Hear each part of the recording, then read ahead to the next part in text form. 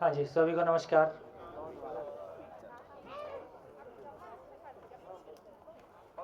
जहाँ हॉर्न छोड़ के बाकी सब बजता है।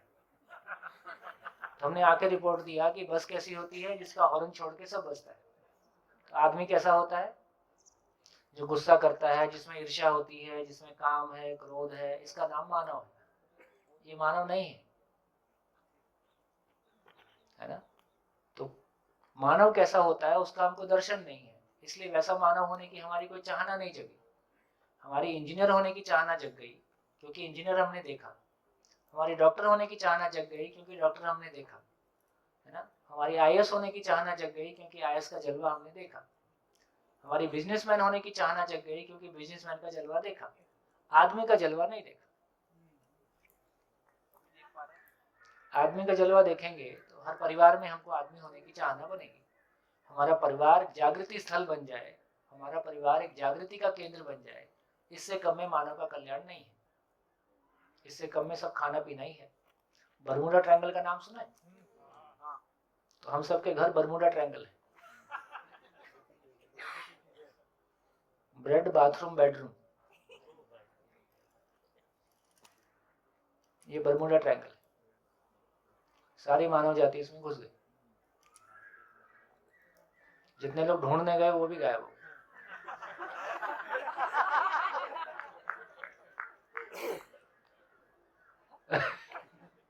मैं नहीं कहता था, नागराज जी कहते थे। वो तो मैं तो वो जो कहते हैं उसको रिपीट कर देता।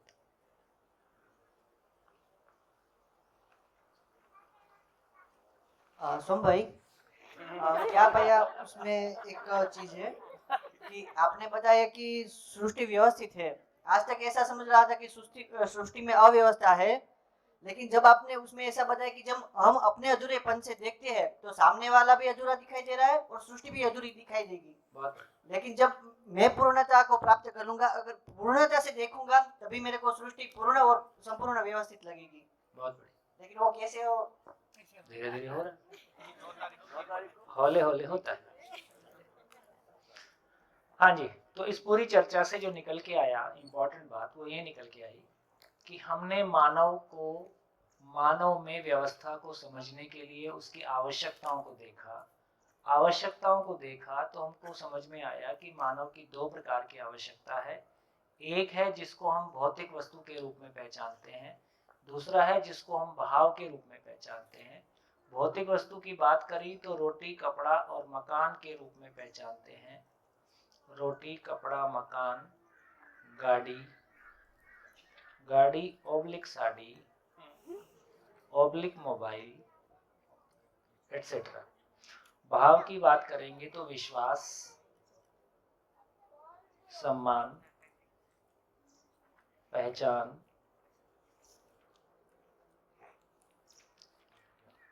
प्रेम, संतोष वगैरह, ऐसा हमने पहचाना।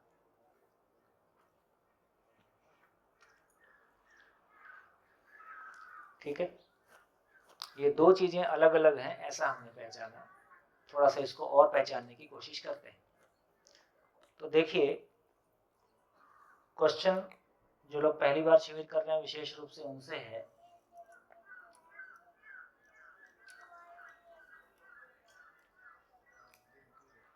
तो क्वेश्चन जो लोग पहली बार शिविर कर रहे हैं उनसे है, रोटी की आवश्यकता।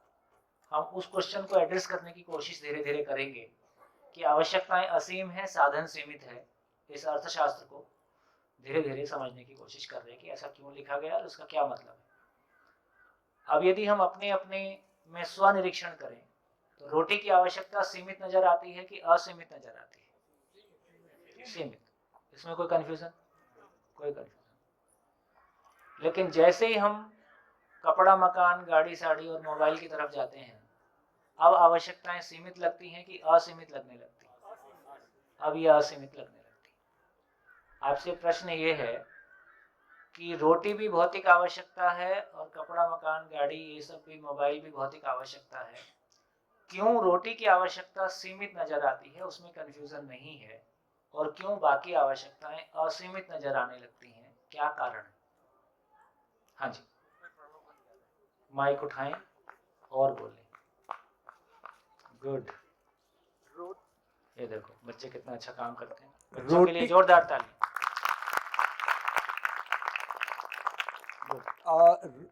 रोटी हमारे अंदर हमारी भूख मिटाने के लिए, दूसरों को दिखाने के लिए नहीं है, बाकी सारी चीजें दूसरों को दिखाने के लिए, और उसमें देखा देखी और वो सब चीजें होती है। ये दूसरे को हम क्यों दिखाना चाहते हैं?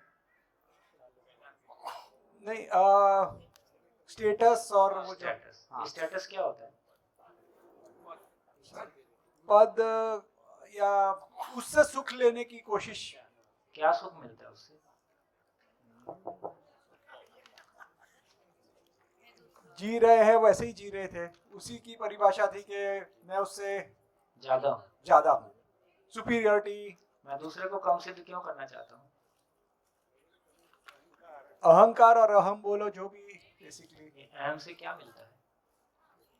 अहम से नहीं, सुख मिलता नहीं है, बट वो ऐसा लग रहा है कि सुख जैसा लगता है। हाँ, लगता है मैं हूँ, अपने होने का एहसास होता है। हाँ, वो घमंड या वो जो।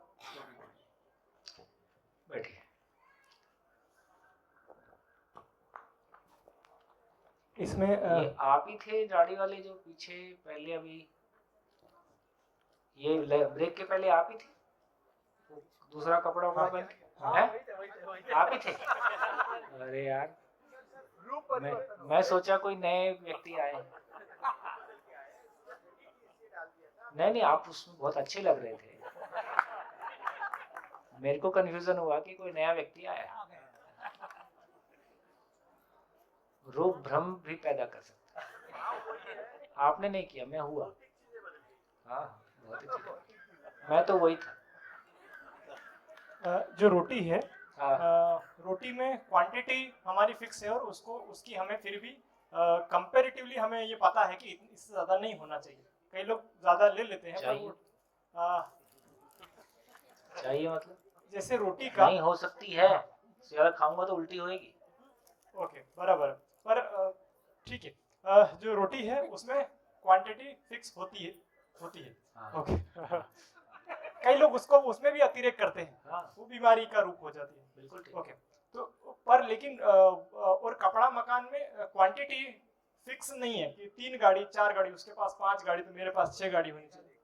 रोटी में व्यक्ति क्वालिटी बढ़ाना चाहता है कि हमने तो वहां जाके खाई, हमने तो सुरेश सर ने शायद कल ये बात की थी कि हमने तो जो ट्विंस टावर है वहां जाके कॉफी पी।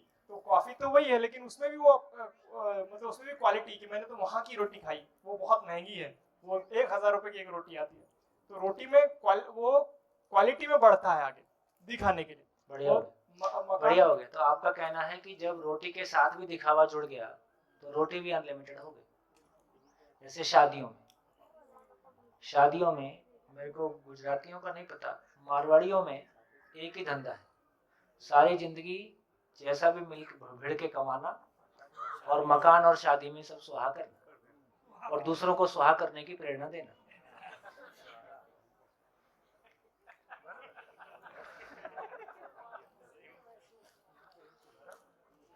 हाँ जी। रोटी शरीर चलाने के लिए हम लोग वापरते हैं। हाँ। कि उससे हाँ, तो मतलब मेरे हम बायोलॉजिकल ऐसा नहीं करते हैं कि थाली लगाई और पूरे मोहल्ले में निकल गए, देखो हमारे यहाँ ऐसा बनता है, तुम्हारे यहाँ बनता है क्या? तो ऐसा प्रॉब्लम नहीं है। लेकिन कपड़े और वो जो उससे सुकून मिलता है, ज्यादा होगा तो कि हाँ चलो। कल ही मेरी बात हुई थी हमारे ग्रुप में, मैंने बोला मैं सोच के आई थी कि कच्छ जाऊंगी तो बहुत सारे कुर्ते वगैरह खरीदूंगी, उससे मुझे सुकून मिलता है, अच्छा लगता है मन को। तो शायद क्षणिक सुख भी होगा, लेकिन खुशी मिलती है। क्या करें, बड़ी खुशी नहीं है तो कुर्ते से ही काम चला। एक बात ये समझ में आई, ये रोटी की जरूरत सीमित इसलिए लगती है क्योंकि शरीर अभी भी व्यवस्था का हिस्सा है, और वो हमको शायद बार बार एहसास दिलाता है कि व्यवस्था में बने रोटी रहो। के साथ में दिखावे वाला प्रभाव अभी नहीं जुड़ा है। रोटी के साथ भी दिखावे का प्रभाव जुड़ता है। तो शादियों में आपने देखा है कि इतने सारे खाना रखा जाता है उतना सारा खाना आपको खिलाने के लिए नहीं है, आपको दिखाने के लिए है कि आपकी शादी में ऐसा नहीं था, है ना। मेरी शादी में ऐसा है, इसलिए मैं आपसे बड़ा हूं। ठीक हो गया। तो इससे हमारी एक क्लैरिटी बनी, हो गई इसमें काफी क्लैरिटी। तो एक क्लैरिटी इससे हमारी ये बनी कि हम क्या कोशिश कर रहे। देखिए, हम कोशिश कर रहे सामान से सम्मान की तलाश है। और सम्मान क्या चीज है? भाव है। भाव कितना? असीम। मैं असीम सम्मान या निरंतर सम्मान चाहता हूं और सामान से चाहता हूं, तो सामान ऑटोमेटिकली असीम हो गया। और धरती का मिला के कितना है? सीमित। इसलिए खुद परेशान रहना और सबको परेशान करने के लिए एक जगह बन गई। कितने प्रतिशत लोग हैं जो सामान से सम्मान की तलाश में हैं? कितने प्रतिशत लोग हैं जो सामान से सम्मान की तलाश में हैं? ठीक, तो ऊपर वाला माला खाली, ऊपर वाला माला खाली है। तो ये अपने आप में क्या फसावट हो गई? पहले भी कहा था कि 10 अर्थशास्त्र में 10 पीएचडी करने के बाद भी हमारी ऐसी योग्यता नहीं बनी कि कितना मैं अपनी भौतिक आवश्यकताओं को सुनिश्चित कर पाऊं। तो मेरी भौतिक आवश्यकता मेरे शरीर के लिए है, मुझको अच्छा लगे, इसमें कोई दिक्कत नहीं है। आपको काला रंग अच्छा लगे, आपको पीला रंग अच्छा लगे, आपको कोई डिजाइन अच्छा लगे, पर यह सूक्ष्म भेद है कि कोई चीज मैं इसलिए करता हूं कि मुझको अच्छा लगता है, या कोई चीज मैं इसलिए करता हूं कि सामने वाला उससे प्रभावित होकर मुझको बड़ा माने। सामने वाला प्रभावित होकर मुझको बड़ा माने, और उस कपड़े की वजह से, उस गाड़ी की वजह से, उस मोबाइल की वजह से मेरी पहचान हो, तो मेरी पहचान का संकट है। देखिए, बहुत एक सूक्ष्म तार पकड़ने लायक है। जैसे कोई हमारे पैर छूता है, नमस्ते करता है, तो हमको अच्छा लगता है। ये हमको अच्छा क्यों लगता है?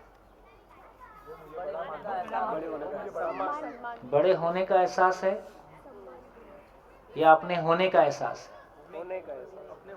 जैसे कोई हमको नमस्ते करता है, उस क्षण मेरा भाव और विचार कहाँ होता है? मेरे साथ होता है या किसी और के साथ होता है? उस क्षण वो मेरे साथ होता है। तो कोई मेरे को नमस्ते करता है, इसका मतलब कोई मेरे को स्वीकारता है। कोई मेरे को स्वीकारता है, इसलिए मैं स्वयं को स्वीकारता हूं, और स्वीकृति बराबर सुख। ये बात पहुंच रही? मैं जब भी अपने आप को स्वीकार नहीं पाता, इसका नाम बेचैनी है। मैं जब भी अपने आप को स्वीकार नहीं पाता, इसका नाम स्वयं की अयोग्यता है। अपने भीतर कोई कमी है, अपने भीतर कोई अक्षमता है, अपनी कोई अयोग्यता है, और नहीं भी है तो मैंने माना हुआ है। मैं भारत में क्यों पैदा हो गया, मुझको इस बात पे भी दुख हो सकता है। ऐसे भी सैंपल मुझको मिलते हैं। हाँ, इतनी पीड़ा इस बात की कि मैं अमेरिका में पैदा क्यों नहीं हुआ, ये मैं यहाँ पैदा क्यों हो गया, ऐसे भी सैंपल मिलते हैं। तो आपकी पीड़ा कहाँ से आ सकती है, ये तो बहुत, तो दुख पाने के लिए आदमी सेल्फ रिलायंट है, उसको दूसरे की आवश्यकता नहीं है। तो इस रूप में हमारी ये क्लैरिटी बनी कि कोई मुझको स्वीकारता है, इसलिए मैं स्वयं को स्वीकारता हूं। मैं किसी को चला पाता हूं, किसी दूसरे को मैं नियंत्रित कर पाता हूं, उससे मुझको ये एहसास होता है कि मैं हूं। मेरे होने का एहसास मेरे सुख का एहसास है। स्वयं को स्वीकार करना। तो स्वयं को स्वीकार करना, तो इसका मतलब है कि अभी हमको लगता है कि ये जो दिखावा है ये किस बात के लिए है। अभी मुझको लगता है कि मैं जैसा हूं ऐसा लोग मेरे को नहीं स्वीकारेंगे। मैं जैसा हूं ऐसा नहीं स्वीकारेंगे। फला मोबाइल होने से स्वीकारेंगे, फला गाड़ी होने से स्वीकारेंगे, फला। आप मोबाइल किसी फंक्शन के लिए लेते हो, किसी उसकी स्पेसिफिकेशन के लिए लेते हो, वो बात अलग हो गई। लेकिन मोबाइल विशेष से कोई मेरे को पहचानेगा, गाड़ी विशेष से कोई मेरे को पहचानेगा। और अभी तो शादियों में इधर तो दहेज का चलन नहीं है, नॉर्थ में दहेज का चलन बहुत ज़्यादा है। तो नॉर्थ में दहेज का चलन इतना ज़्यादा है कि हरियाणा में जो मेल फीमेल रेशो है वो देश में शायद सबसे कम है, मेरी जानकारी यदि ठीक है तो। और सबसे कम होने का मतलब है कि लड़कियों को पैदा होते ही या तो मार दिया जाता है, या बाहर आने के बाद मार दिया जाता है, या वो सिटी क्या कैट्स सोनोग्राफी वगैरह से पता चल जाता है लड़की है तो उसको मार दिया जाता है, क्योंकि वो बहुत महंगा सौदा है। लड़की लक्ष्मी नहीं है, वो घर की सारी लक्ष्मी लेने आई है, वो सब ले जाएगी अपने साथ। और हम इतना महंगा सौदा अफोर्ड नहीं कर सकते, इसलिए लड़कियों को मार दिया जाता है। और शादियों में भी ये मान्यता है, अच्छा अक्सर आप देखोगे यदि नॉर्मल मानसिकता है तो लड़के लड़कियां दहेज नहीं चाहते। दहेज कौन चाहता है? माँ बाप चाहते हैं। तो माँ बाप की स्थिति ज़्यादा खराब है इस मामले में। और बाप को भी लगता है कि यदि लड़के की शादी में दहेज नहीं मिला है, और पड़ोसी भी ये मानते हैं कि यदि दहेज नहीं मिला है इसका मतलब लड़के में कमी है। हाँ, कोई कमी है इसलिए दहेज नहीं मिला है। तो पहले ये था कि लड़के वाले दहेज मानते थे, धीरे धीरे अब लड़कियों में भी ये माइंडसेट आ रहा है नॉर्थ में कि यदि मैं कम लेके जाऊंगी तो ससुराल में सम्मान नहीं होगा, इसलिए अब सामने वाले को मांगने की जरूरत नहीं है, यही ले जाती है।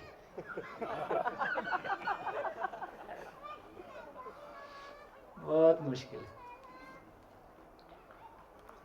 जहां हम जूझ रहे हैं उसकी चर्चा का कोई प्लेटफॉर्म ही हमारे पास नहीं।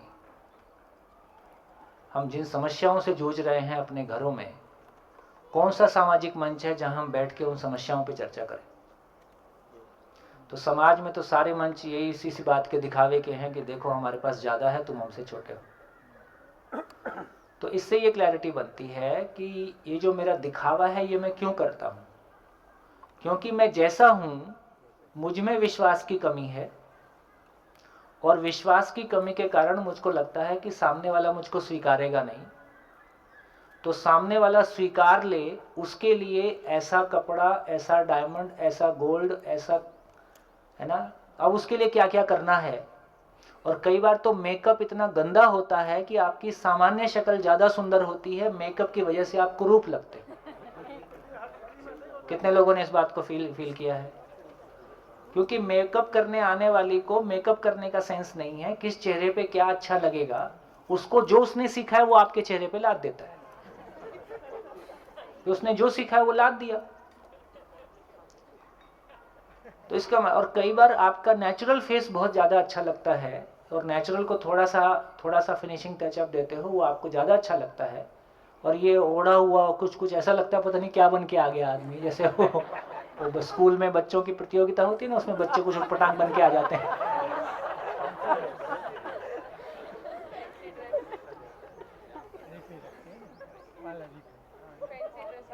फैंसी ड्रेस कंपटीशन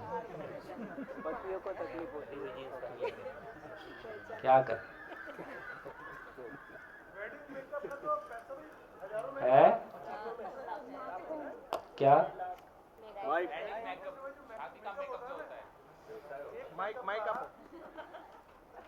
जाने दीजिए, अब कितना हिसाब लगाओ। हाँ जी, पीछे एक हाथ उठाया, माइक दीजिए। सोमची, अभी आपने कहा कि शादी में लोग ये दिखाने के लिए इतना खाना रखते हैं कि मैं तुमसे ऊपर हूँ, तुमने मुझे 2 खाना प्रेजेंट किया, मैंने 10 रख दिए। पर मेरा ऐसा मानना है कि जब हम बहुत सारे लोगों को इनवाइट करते हैं, बिल्कुल तो आपकी हर बात इंसान की अलग पसंद हो सकती है। बिल्कुल आपकी बात ठीक है। देखिए, वो तो अपने को चेक करना है कि मैंने इंसानों के पसंद के हिसाब से उनकी खुशहाली को कैटर करने के लिए किया है, या मैंने क्या किया है। तो इसका मतलब है कि यहाँ टिप्पणी कोई ऐसा नहीं है कि मैं कोई कटिंग स्टेटमेंट दे रहा हूँ, केवल ये पहचानने के लिए है कि मैं क्या कर रहा हूँ। जैसे हमने वस्तुओं के बारे जितनी बात की, तो आप किसी मोबाइल विशेष के किसी फंक्शन की आपकी वर्किंग में ज़रूरत है, किसी ब्रांड विशेष की किसी क्वालिटी को आप पसंद करते हो, तो वो एक बात है। तो ये हमको ही तय करना है कि मैं क्या कर रहा हूँ और क्यों कर रहा हूँ, किसी दूसरे को तय नहीं करना है। मैं तो केवल चर्चा छिड़ी है तो रेफरेंसेस आपके सामने रख रहा हूँ कि क्या हो रहा है। यदि ऐसा हो रहा है यदि मुझको लगता है कि मैं जैसा हूं ऐसा स्वीकार नहीं हो पाऊंगा और मुझको ये इतने सारे गैजेट्स और इतनी सारी चीज़ों के साथ में स्वीकार हो पाऊंगा, तो इसका इतना ही मतलब है कि स्वयं के प्रति विश्वास में कमी है और इस विश्वास को किसी भौतिक वस्तु से आप भर लें, ये संभव नहीं है, संभव ही नहीं है।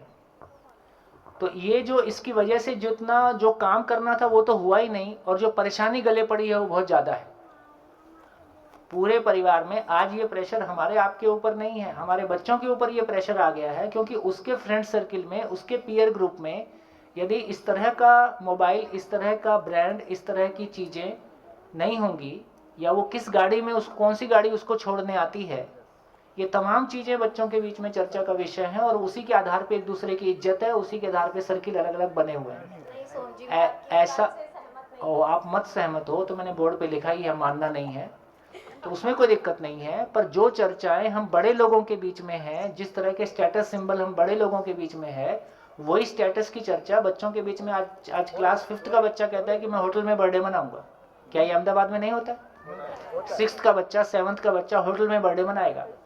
और होटल में बर्थडे मनाने का मतलब है कि यदि दोस्तों के बीच में बॉटल नहीं खुली, यहाँ तो गुजरात में तो बॉटल मना है, लेकिन यदि बॉटल नहीं खुली तो पार्टी क्या होती है?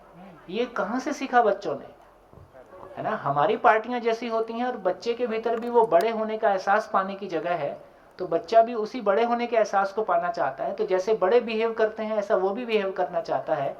आप घर में देखोगे कि बड़ा बच्चा छोटे बच्चे को वैसे ही डांट रहा होता है जैसा पिताजी उनको डांट रहे होते हैं या माँ उनको डांट रही होती है, क्योंकि उस क्षण में वो भी अपने बड़े होने के एहसास को पाता है। तो इन सारी चर्चाओं में आप देखोगे तो अब हमको बहुत क्लियरली देखना है कि मैं क्या कर रहा हूँ, क्यों कर रहा हूँ। कोई दूसरे को इसको जज नहीं करना है। आपको जज करना है, अपने लिए करना है, और आपको जज नहीं करना है, ये भी आपकी चॉइस है, क्योंकि आपकी ज़िंदगी में सुख दुख होना वो आपकी जिम्मेदारी है।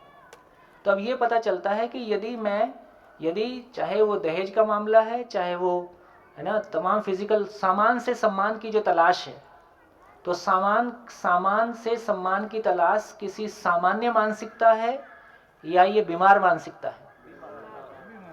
ये सामान्य बीमार मानते हैं। सामान्य बीमार मानसिकता है, क्योंकि सामान्य लगाना जरूरी है क्योंकि सबके साथ हो रहा है। लेकिन मैं क्लियरली कहूंगा कि ये बीमार मानसिकता है। आपको जो कहना है आप कह लो। तो दोस्तों, मैं ये कहना चाहता हूं कि 2 लाख साल इस धरती पे रह के क्या हमको सम्मान समझ में आया? ये सोचने लायक बात है कि हम स्कूलों में बच्चे को सम्मान सिखा पाए? क्या हम बड़े लोग, अपने आप में बड़े कहलाने वाले लोग, जो आदमी की सबसे महत्वपूर्ण जरूरत है, क्या उसके बारे में क्लैरिटी दे पाए? और बच्चे क्या मंगल ग्रह से आए थे? जो हम आचरण कर रहे हैं उसी को बच्चे फॉलो कर रहे हैं, वही कल बड़े हो रहे हैं। तो क्या हम बड़े लोगों को सम्मान समझ में आया? और जो मैं कर रही हूं क्या मेरा बच्चा उसको नहीं देखता है? आपके घर में क्या चर्चा हो रही है, आप अपने भाई बहनों के बारे क्या चर्चा करते हो, आप अपने माता पिता के बारे क्या चर्चा करते हो, आप अपने पड़ोसी के बारे क्या चर्चा करते हो, आप किसी पार्टी में जाते हो तो घर में क्या क्या चर्चाएं होती हैं, बर्थडे मनता है तो क्या क्या चर्चाएं होती हैं, रोजमर्रा की जिंदगी में सुबह से शाम तक क्या चर्चाएं होती हैं, क्या बच्चा उसका साक्षी नहीं है?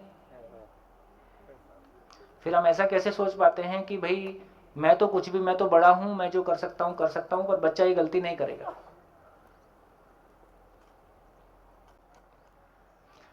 एक शिविर चल रहा था, राष्ट्रीय सम्मेलन था जीवन विद्या का, उसमें डिस्कशन चल रहा था। तो एक माँ बहुत परेशान थी कि मेरा बच्चा टीवी बहुत देखता है और इसका क्या करें, वरना बहुत परेशान करता है।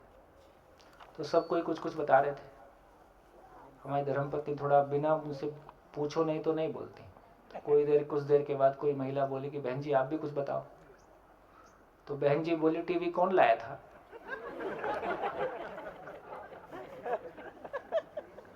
खत्म खेल।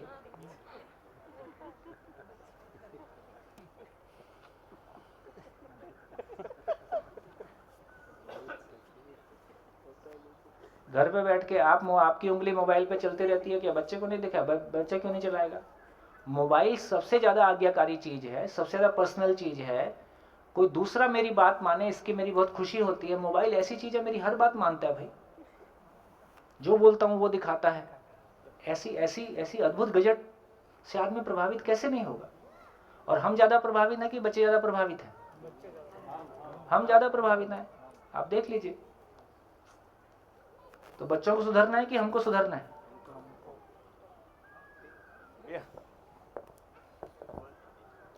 अभी सिचुएशन ऐसी हो गई, ऐसा लगता है कि मोबाइल है, एसी है, टीवी है, सब कुछ है अपने घर में, डाइनिंग टेबल है, लेकिन सब कुछ है, सब कुछ बच्चों पता को ऐसी सिचुएशन में कि आप सबको इस चीजों को यूज नहीं करना है, तो ये कैसे आप संभव कम है? से कम भाषा भी तो बदलो। हाँ सब कुछ नहीं है, जिंदा रहने का सामान है। हाँ, जिंदा रहने का सामान। जीने का सामान आपके घर में एक भी नहीं उसको है। उसको हर पल उस चीज से दूर रहना है, दूर रहना है भी। दूर रहना है तो आप लाए हो तो दूर कैसे हाँ, रहना वही है? जब बात है। आपकी दुनिया उसके अलावा और कुछ नहीं है तो उसकी दुनिया भी उतनी ही है। बिल्कुल, ये हमने तो यही सोचा था ना इसलिए कि कॉन्फ्लिक्ट हो गया, ये चीज लेके भी conflict हम हो आए गया। हैं और उसको यूज भी नहीं करना है। अभी वो हमारे कैसे होगा? घर के ड्राइंग रूम में 8 बाई 5 फीट का बोर्ड लगा है। हमारी एलसीडी स्क्रीन बहुत लंबी है। तो जितने परिवारों में ये प्रयोग हमने खूब, आप भी करके देख लीजिए। आप कुछ मत कीजिए, घर में एक व्हाइट बोर्ड 6x4 का, 4x3 का, 5x8 का, जो भी घर में आपका साइज उपलब्ध होगा आपके घर में। अच्छा, कई लोग तो सोचते हैं ये बोर्ड लगाने से हमारा तो घर का डेकोरेशन बिगड़ जाएगी।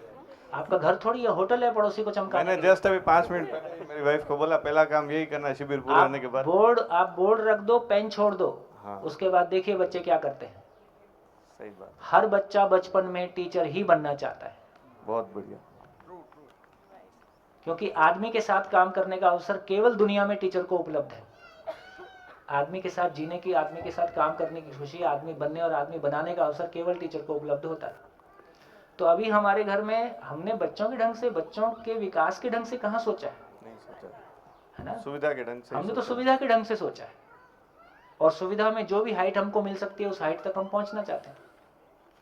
सब रखा हुआ है, लेकिन वो कॉन्फ्लिक्ट हो जाता है, उसको यूज नहीं करना है, बार बार उसको टोकना है, तो फिर रखा ही क्यों? उसको मन में वही प्रश्न है। देखिए लोग कैसे अब वो ले रहे हैं। हमारे यहाँ रायपुर में एक पाथ IAS एकेडमी है। ये जो भी UPSC के एग्ज़ाम्स होते हैं उसके लिए ट्रेनिंग वगैरह देते हैं। हस्बैंड वाइफ हैं दोनों। तो उन दोनों ने क्या किया, अब उनके घर में बच्चे आने वाले थे, तो बच्चा आने के पहले उन्होंने घर में एक काम किया कि घर में मोबाइल यूज़ नहीं होगा। तो घर में फ़ोन आएगा तो अब लैंडलाइन पे आता है। यदि वो घर में रहते हैं और फ़ोन आता है तो ऑटोमेटिकली लैंडलाइन पे शिफ्ट हो जाता है, डाइवर्ट कर रखा है। घर में वो लैंडलाइन यूज़ करते हैं। तो यदि 2.5 साल तक बच्चे को कम से कम, वो आप घर में उंगली चला रहे हो दिन भर बैठ के, 2 लोग बैठे हैं, दोनों की उंगली अपने अपने फ़ोन पे चल रही है। जब आपको आपस में बात करना नहीं आता है तो बच्चे को भी उंगली वही चलाना आएगा। तो इसका मतलब है कि जो बच्चा देखता है, बोलता, जो हम बोलते हैं वो नहीं होता है घर में, जैसा हम जी रहे हैं वो मल्टीप्लाई होता है। तो अब आप तय कर लीजिए कि आपको अपने बच्चों के साथ में क्या मल्टीप्लाई करना है। चॉइस आपकी है, बच्चे आपके हैं।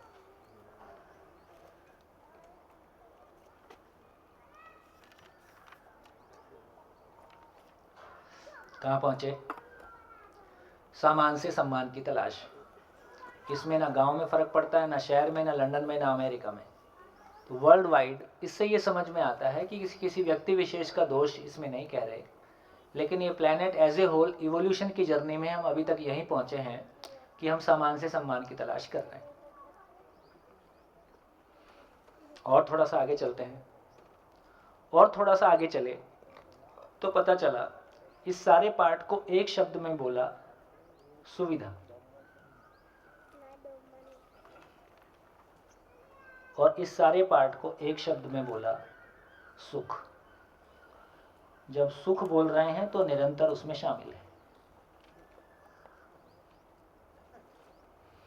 अब देखिए, सुबह से शाम तक, गांव से लेकर लंदन अमेरिका तक, हम क्या चीज की तलाश में निकले हुए लोग हैं? क्या कर रहे हैं सुबह से शाम तक? है सुविधा जुटा रहे हैं। ठीक है, चाहे कोई रिक्शा चला रहा है, चाहे हम कोई बड़ी कंपनी चला रहे हैं, फोकस हमारा इस बात पे है कि सुविधा पक्ष कैसे बढ़े। तो ये सुख का क्या होगा, ये स्टेबल स्टेट ऑफ माइंड का क्या होगा? तो ये सुख का क्या होगा? क्या मान के जी रहे? क्या मान के जी रहे? सुविधा में सुख है ना? तो फिर से वही मान के जी रहे कि सुविधा से सुख मिल जाएगा। ठीक, अब ये पता चला कि यदि मैं सुख असीम चाहता हूँ, निरंतर चाहता हूँ और वो सुविधा से चाहता हूँ, तो सुविधा असीम हो गई। जब सुविधा बोल रहे हैं तो शरीर में इंद्रियों से जुड़ा हुआ सारा संसार सुविधा है। हम क्या बोलते हैं? आने जाने की सुविधा, खाने पीने की सुविधा, जन सुविधाएं, और फाइनली जो नहीं बोलते हैं वो है बच्चे पैदा करने की सुविधा। तो सेक्स भी सुविधा के अंतर्गत ही आ जाएगा, क्योंकि वो इंद्रियों से जुड़ा हुआ मामला है। तो इंद्रियों से जुड़ा हुआ जितना सारा मामला है वो सुविधा के अंतर्गत आता है। अब यदि ये समझ में आया कि मैं जिस सुख की तलाश में हूँ, निरंतर सुख जिस सुख की मैं तलाश में हूँ, उसकी तो क्लैरिटी नहीं हुई, लेकिन मैं इस मान्यता के साथ हूँ कि सुविधा से सुख हो जाएगा, तो मेरे को क्या करना होगा? तो इंद्रिय सुख के संसार को फिर फैलाऊंगा। तो तमाम अपराध जिसकी हम बात करते हैं, तमाम जो कुछ भी है, वो केवल इस बात से, इस मान्यता से आता है कि सुविधा में सुख है। अब सुविधा में सुख है और यदि मैं निरंतर सुख पाना चाहता हूँ, देखो यहीं पे हम कुछ चीज़ों को एक्सप्लेन कर सकते हैं। जैसे अब समझ में आया कि काम क्या है। काम क्या है? तो इंद्रियों से निरंतर सुख की जो कामना है, इसका नाम काम है। लोभ क्या है? भौतिक वस्तु के साथ जो निरंतर सुख की कामना है, इसका नाम लोभ है। मोह क्या है? किसी व्यक्ति विशेष से निरंतर सुख की जो कामना है, इसका नाम मोह है। ये क्लैरिटी बन रही? इंद्रियों से निरंतर सुख की कामना काम है, और वस्तु के साथ, भौतिक वस्तुओं के साथ में निरंतर सुख की कामना लोभ है। और किसी व्यक्ति विशेष के साथ जी के सुखी हो जाएंगे, इसका नाम मोह है। और तीनों में सफल होंगे कि असफल होंगे? क्योंकि दूसरे से मिलने वाला कुछ भी है, यदि आपका पति दिव्य मानव भी हो जाए, तो भी क्या उसके दिव्य मानव होने से मेरे भाव और विचार में हमेशा के लिए शांति आ जाएगी? मेरे खाने से मेरा पेट भरेगा कि मेरे बच्चे का पेट भरेगा? तो यदि मुझको मेरे भाव और विचार को स्टेबल होना है, तो मुझको अपने में पूरा काम करना होगा। मुझको समझना होगा मेरा पति या मेरे पिता या मेरी पत्नी के निरंतर सुखी होने से मैं निरंतर सुखी नहीं हो जाता हूं। उससे इतना जरूर होगा कि वो मुझको दुख नहीं देगा, नंबर 1। वो मेरे समझने में सहयोगी होगा, नंबर 2। लेकिन मैं तो सुखी नहीं हुआ हूं, नंबर 3। ये क्लैरिटी हमारी बनती है तो समझ में आता है कि ये तीनों असफल होना है। तीनों में असफलता का नाम क्रोध है। अपनी अक्षमता का प्रदर्शन क्रोध है। अपनी अक्षमता का प्रदर्शन क्रोध है। तो क्रोध का मतलब है कि जो मैंने लोभ मोह काम तीनों से जो निरंतर सुख को जोड़ रखा है, सामान से सम्मान की तलाश है, सुविधा से सुख की तलाश है, क्या ये पूरी होने वाली है? इसमें असफलता का नाम क्रोध है। और इन मान्यताओं को सच मान के जीना, इसका नाम मद है। मद मतलब अहंकार। और जो इसमें मेरे आड़े आए, उसको निपटा देने का नाम मात्सर्य है। मत्सर, मत्सर, दूसरे को नष्ट कर देने की प्रवृत्ति।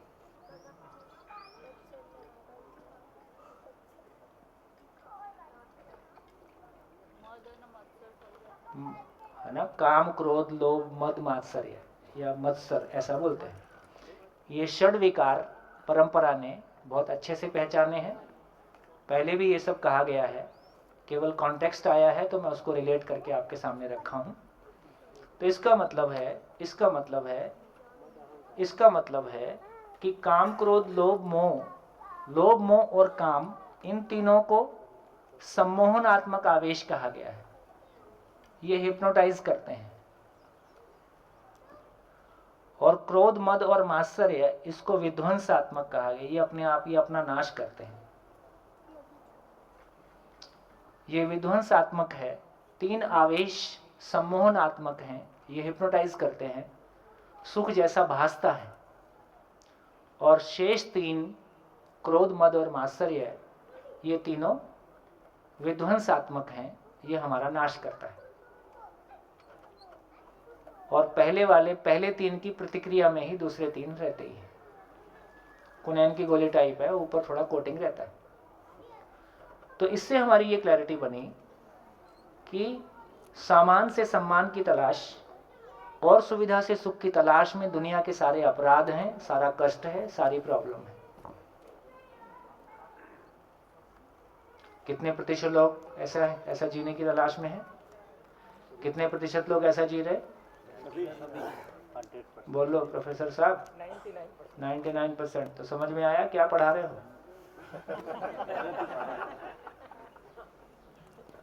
वही समझ में आया, इसलिए मोह छूट गया उससे। बहुत बढ़िया, बहुत बढ़िया। हमारी जिम्मेदारी है कि हम उसको ठीक करें, हमारी योग्यता है कि हम उसको ठीक कर सकते हैं। ठीक है, एक दिन में नहीं होगा। जो बना ये भी एक दिन में नहीं बना, बहुत लोगों ने मेहनत की है और उसमें बहुत कुछ अच्छा भी है, बहुत कुछ अच्छा भी है। लेकिन माइंडसेट वाला जो पार्ट है वो देने का तरीका उसमें नहीं है, बल्कि उसको गलत देने का तरीका कहीं ना कहीं है उसमें। तो हमारी ये क्लैरिटी बनती है कि गैप कहाँ पे है। तो जो भी स्किल पार्ट है, टेक्नोलॉजी पार्ट है, उसमें कोई दिक्कत नहीं है। लेकिन जो मानसिकता वाला पार्ट है और प्रकृति को जो नुकसान, मानव और प्रकृति को जो नुकसान पहुंचाने वाला पार्ट है, उसको हैंडल करने की जरूरत है। तो ये क्लैरिटी हमारी बनी। बताइए इस सब से अपने लिए क्या निकल के आया? इस चर्चा से मेरे लिए क्या निकला? लिख डालिए, इस चर्चा से मेरे लिए क्या निकला?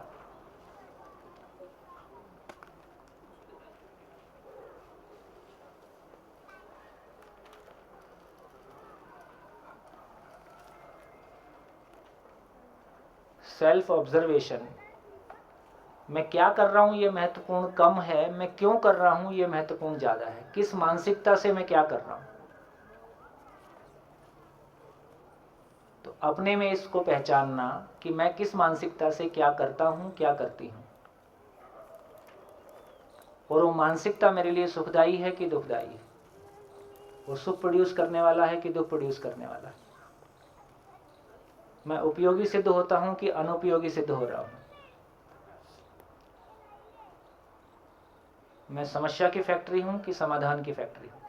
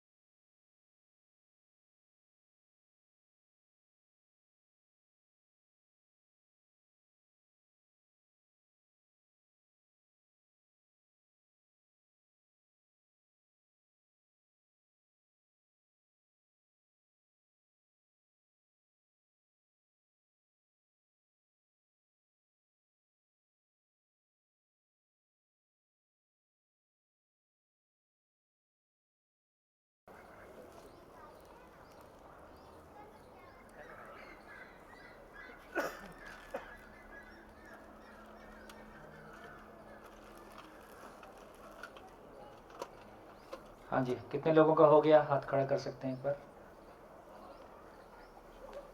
अभी लोग और लिख रहे हैं, 2 मिनट और।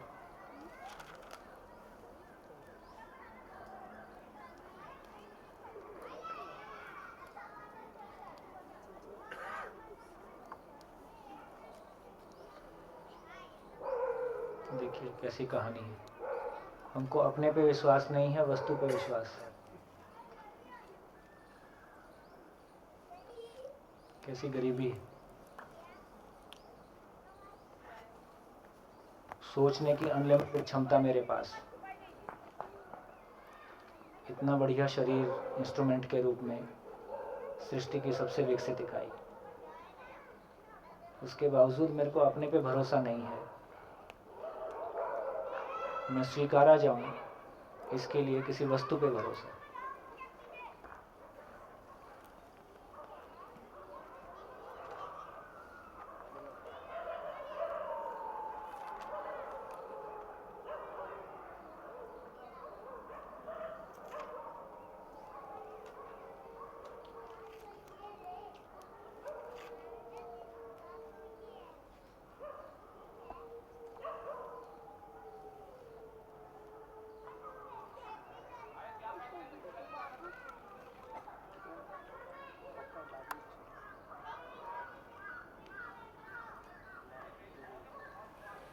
हाँ जी, आगे बढ़े। 2 मिनट रुक के एक छोटी सी लाइन और कह दूं, फिर बात करते हैं। देखो, आप भी ये इस बात को दिल से सोच सकते हो कि आप दिल से किन लोगों को स्वीकार करते हो। तो ऐसे 2 लोगों के नाम अपनी कॉपी में लिखें जिनको आप दिल से स्वीकार करते हैं, सम्मान करते हैं। वो आपकी फैमिली के बाहर के हों तो अच्छा है, और जिंदा हों तो अच्छा है। गांधी जी मत लिख लेना।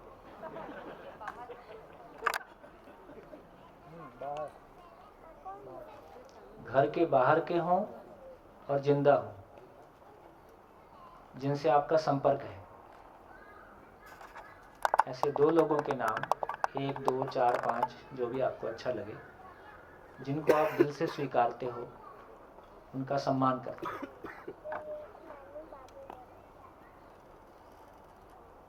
लिख लिया?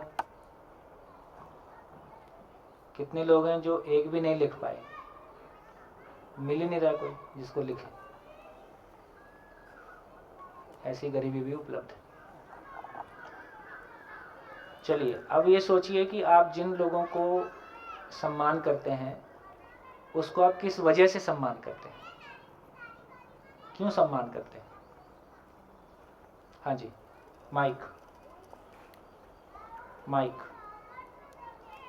30 के नीचे वाले बोलेंगे, 30 प्लस माइनस। इनके व्यूज ज़्यादा इम्पोर्टेंट हैं।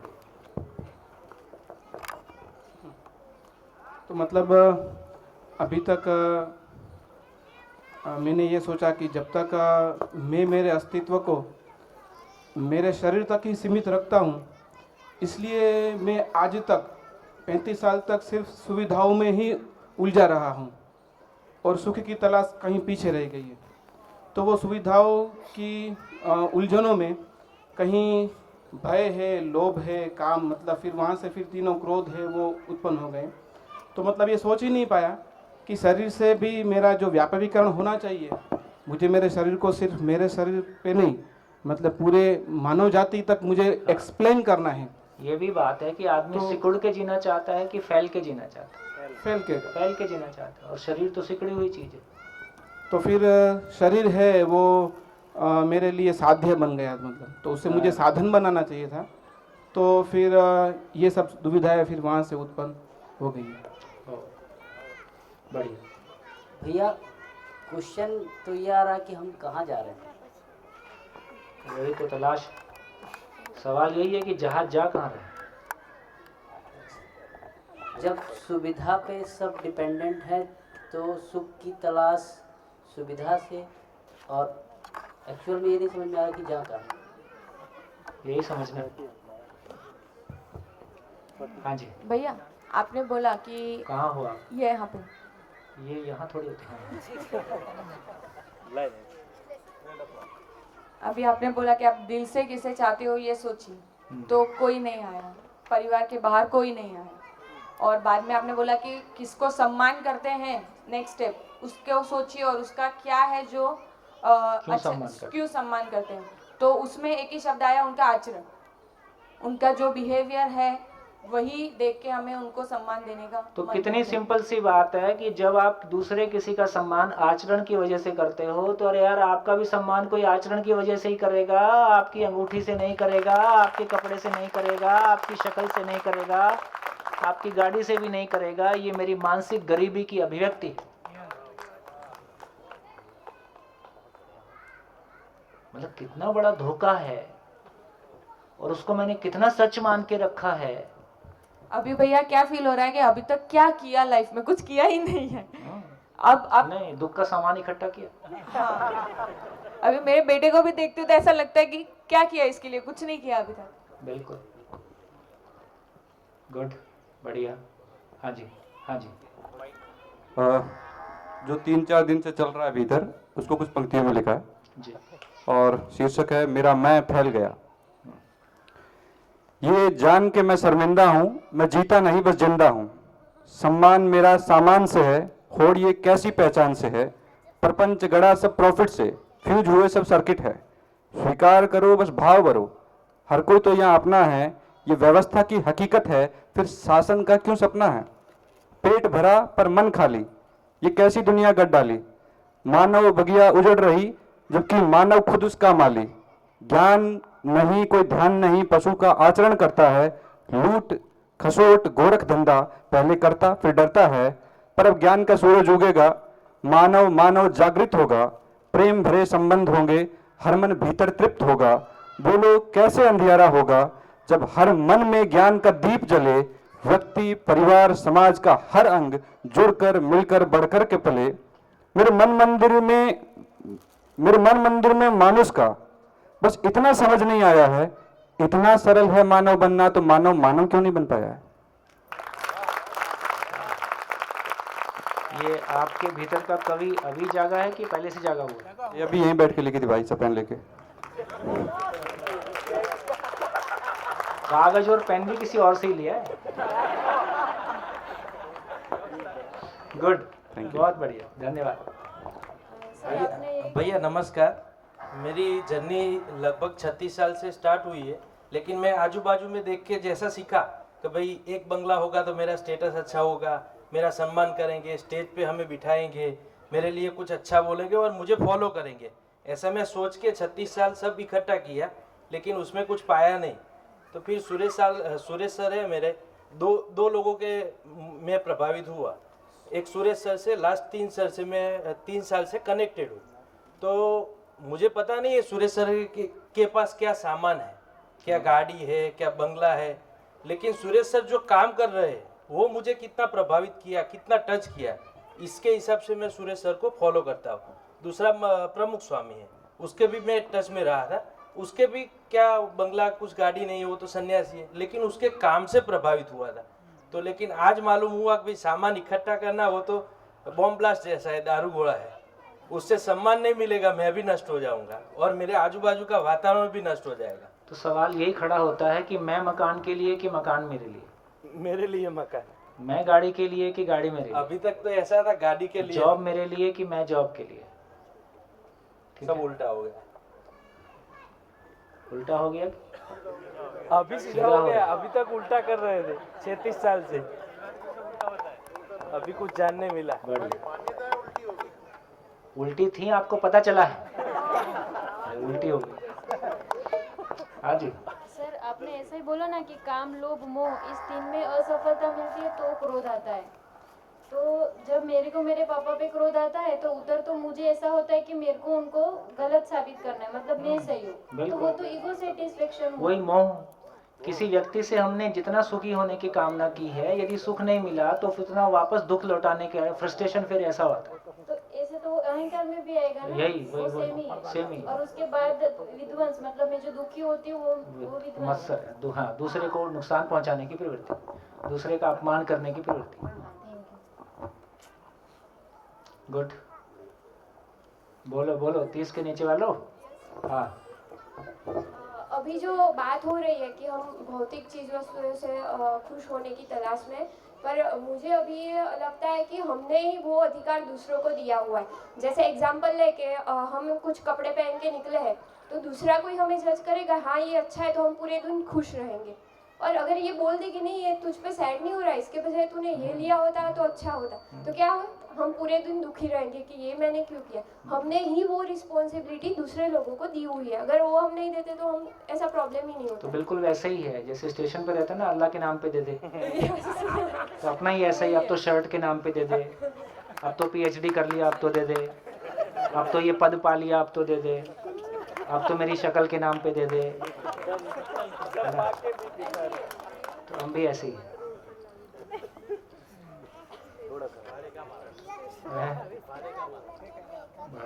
हाँ जी, माइक आगे दीजिए बेटा, माइक आगे दे दो।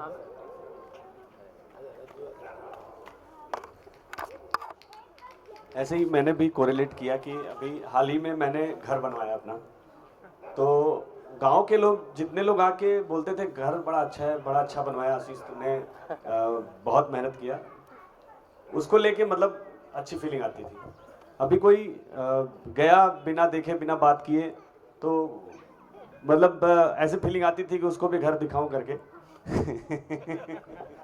ठीक बात। लेकिन वो एक्चुअली आपने कोई बढ़िया उपयोगी नक्शा बनाया जिससे उस घर की उपयोगिता बढ़ गई, उस उपयोगिता से आपको खुशी मिली, उस उपयोगिता को दूसरे को दिखा के उसको भी एक आइडिया आया, है ना? हाँ बिल्कुल बिल्कुल। तो मैं घर क्यों दिखा रहा हूँ, तो क्या क्या कर रहा हूँ ये महत्वपूर्ण नहीं है, क्यों कर रहा हूँ ये महत्वपूर्ण है। तो क्यों करने वाले, मैं कुछ भी क्यों कर रहा हूँ, यदि उस पर मेरा ऑब्जर्वेशन आ गया और रेफरेंस मेरे पास है तो मेरे को पता चल जाएगा कि मैं जिंदगी से कितना दूर हूँ। सही है। और मैं अपने लिए दुख इकट्ठा कर रहा हूँ। बिल्कुल बिल्कुल गुड। हाँ जी, सभी बोल सकते हैं, पुराने लोग भी बोल सकते हैं, बोलो भाई। हाँ, क्या ये चीज़ें डेफिनेटली लास्ट, आपने अपने 2 लाख साल की बात की, बट ये चीज़ें लास्ट 200-300 सालों में बहुत ज़्यादा बढ़ गई है वैसा? देखिए मेरा ऐसा मानना नहीं है, यदि 200 साल पहले आदमी को सम्मान समझ में आया होता, कोई बड़ी चीज़ पकड़ने के बाद आदमी बड़ी चीज़ को छोड़ के छोटी चीज़ पकड़ेगा, ऐसा मेरे को नहीं लगता। मेरा ऑब्जर्वेशन इसमें ऐसा है। तो पहले हम किसी आदर्शों के तहत चल रहे थे, वो आदर्श कहीं खो गए तो हम भौतिकता के में चलने लगे, समझ में ना पहले आया था ना अब आया। जनमानस की बात कर रहा हूँ, किसी व्यक्ति विशेष की बात नहीं कर रहा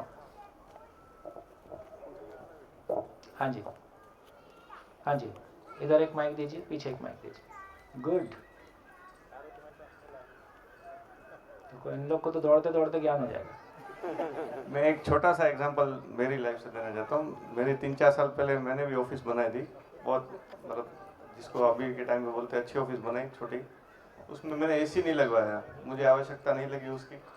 जो भी मुझे मिलने आता है तो उसका ऑफिस पे ध्यान नहीं जाता है, एसी नहीं लगाया, एसी नहीं लगाया तो उससे अप्रभावित रहा। मैंने बोला जब तक मुझे आवश्यकता नहीं है मैंने नहीं लगाया, लगाना है तो बाजार में 2 मिनट लगती है लेके आने में, कोई बड़ी बात है नहीं। तो इससे मालूम चलता है कि हमारी आवश्यकता पहचानना बहुत जरूरी है, नहीं तो एसी लग जाता।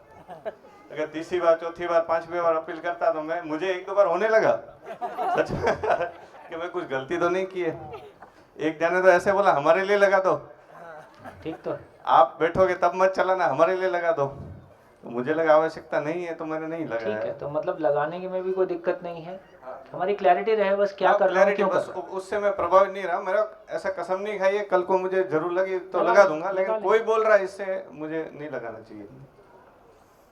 ठीक बात। हाँ जी सोम भाई, एक क्लैरिटी चाहिए, लाइफ में बनी हुई घटना है और इसमें ऐसा है कि भौतिक वस्तु और भाव दोनों एक जगह पे क्या मिक्स हो सकते हैं? जैसे कि मैंने मेरी फियांसी को या मेरी वाइफ को गिफ्ट दिया तो वो भाव है, तो भौतिक वस्तु और भाव दोनों सिमिलर हो गया। नहीं, लेकिन एक पूरा कर लो। लेकिन जब मैंने गिफ्ट नहीं दिया तब भाव नहीं है या भाव है, ऐसे कैसे जज कैसे होगा या वो कैसे? तो देखो अभी स्थिति यही है कि जिंदा रहने के धरातल पर हमने ये तो एक पहला लाइन तो ये है कि भाव को व्यक्त करने के लिए वस्तु साधन है, भाव को व्यक्त करने के लिए वस्तु साधन है, मतलब वो मेरे भाव को व्यक्त करने का साधन है। तो मेरे को किसी के प्रति भाव है, दोस्त के प्रति है, पत्नी के प्रति है, तो कोई चीज़ मैं उसको गिफ्ट देता हूँ, वो मेरे भाव की अभिव्यक्ति है। उसमें भौतिक वस्तु माध्यम है, लेकिन जब सामने वाले व्यक्ति का या देने वाले व्यक्ति का, देने वाले का भी लेने वाले का, उसको भाव की समझ नहीं है, वस्तु की समझ है, तो जितनी ज़्यादा महंगी वस्तु मिली इसलिए इतना ज़्यादा प्यार करता है, और वस्तु नहीं मिली तो प्यार नहीं करता है। मैंने 30 साल में अपनी पत्नी को आज तक एक भी गिफ्ट नहीं दिया है। तब तो मुझे भी नहीं मिली। प्रेम कम है। मुझे भी नहीं मिली। ये भाषा इंपॉर्टेंट है, मैं कुछ नहीं कहूंगा। तो इसका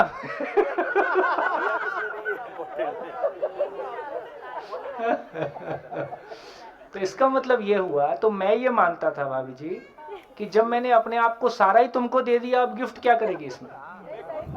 तो जिन्होंने अपने आप को सारा नहीं दिया है, कहीं ना कहीं वो गिफ्ट से पूरा करने की कोशिश तो नहीं कर रहे हैं, वो सोच ले। और मैं केवल विचार ही कह रहा हूं, लेकिन फिर भी भाव की अभिव्यक्ति में वस्तु साधन है। लेकिन यदि दोनों तरफ से या किसी एक तरफ से वो क्लैरिटी नहीं है और हमारे लिए वस्तु ही इंपॉर्टेंट होती है, तो जो ज़्यादा महंगी वस्तु देता है तो ज़्यादा प्यार करता है, ऐसा हमको लगता है, ऐसा लग सकता है। जबकि सच्चाई ऐसा हो, ऐसा जरूरी नहीं है। वस्तु के साथ भाव का ज़्यादा कोई लेन देन है नहीं। हाँ, पर ये ठीक है, जब भाव होता है तो हम दूसरे के जिंदा रहने का भी ख्याल रखते हैं और जीने का भी ख्याल रखते हैं। उसमें वस्तु का आदान प्रदान होना स्वाभाविक है। हाँ जी। सर मुझे ना, नहीं पहले बोलो पहले आप। मुझे मेरी इतनी महान गलती अभी दिख रही है ना, जिसकी महान गलती भी महान होती है। अयोग्यता, सॉरी, मेरी अयोग्यता मुझे अभी दिख रही है। नहीं कोई बात नहीं, तो आप भी बोलते रहो, मैं भी बोलता रहा। ओके सर, मैं जहाँ गलत वर्ड यूज करती हूँ आप करेक्ट कर लेना तो मैं समझ जाऊँ। हाँ। मेरा ये था, एक पॉइंट सिर्फ बोल रही हूँ जिसके साथ मेरा पापा के पॉइंट पे झगड़ा होता था, वो कि मेरा जो घर है ना, अभी हम जहाँ रह रहे गांधीधाम में, वो सरकारी मकान है, तो वो छोटा है, तो मतलब फैसिलिटी है सब कुछ, लेकिन वो उस टाइप की फैसिलिटी नहीं जो दिखने में अच्छी हो, जो सबको लगे। तो मेरा ये था कि मेरे कोई स्टाफ मेंबर, मतलब जहाँ मैं जॉब करती हूँ उसके कोई मेंबर या फिर मेरा कोई फ्रेंड सर्कल में से कोई आएगा तो वो देखेगा मेरा घर, तो मेरी इज्जत क्या रह जाएगी, ऐसा मुझे था। अभी मेरे को लगा कि मैं वो जो पॉइंट पर पापा से लड़ती थी ना कि आप घर में कुछ ये सब ठीक नहीं कराते हो, नीचे वो नहीं लगाते हो, तो अभी मैं उनको जाके सॉरी बोलूंगी या तो ये बोलूंगी कि आपको नहीं करना है तो मत करो, मुझे अभी उससे कोई प्रॉब्लम नहीं है। मतलब हमको तय करना है कि लोग हमसे मिलने आते हैं कि घर से मिलने आते हैं।